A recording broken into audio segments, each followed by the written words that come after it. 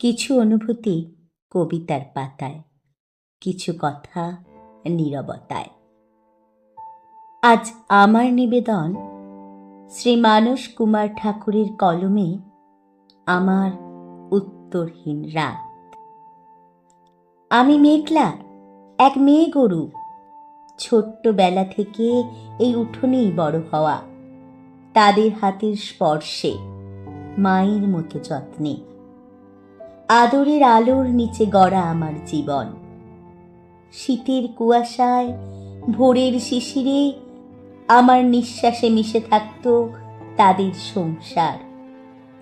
আমি দিতাম দুধ সাদা স্বপ্নের মতো, যাতে তাদের চুলায় আগুন জ্বলে, হাসি ফোটে সন্তানের মুখে।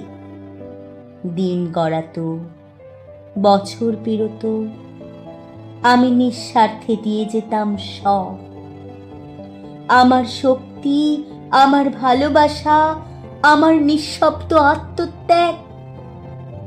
তারপর একদিন সময় তার রং বদলালো। আমার শরীর ক্লান্ত, পা দুটো ভারী, চোখে বয়সের ছাপ। সেই রাতেই শুনলাম অন্ধকারের আড়ালে ফিসফিসানি, এখন আর কাজে লাগে না, বিক্রি করে দিই, যেখানে বেশি দাম, দরকার হলে মুসলিমদের কাছেও। কথাগুলো ছুরি হয়ে বিঁধল আমার বুকের গভীরে। আমি কি তবে শুধু দামের হিসেব? আমার এত বছরের ভালোবাসা কোনো মূল্যই কি নেই? সেই রাত ঘুম আসেনি আমার চোখে, তারারাও যেন তাকিয়েছিল প্রশ্ন ভরা দৃষ্টিতে। আমি শুধু ভাবছিলাম, মানুষ কি তবে শুধু স্বার্থের পথেই চলে? আমি তো দিয়েছি নিঃশেষে, কখনো হিসাব রাখিনি, তবুও কেন আজ আমি একটা দাম হয়ে গেলাম?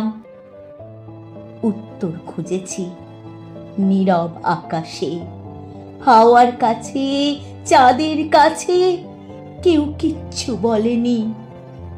শুধু বুকের ভিতর প্রতিধ্বনি, ভালোবাসা কি সত্যি এত সস্তা?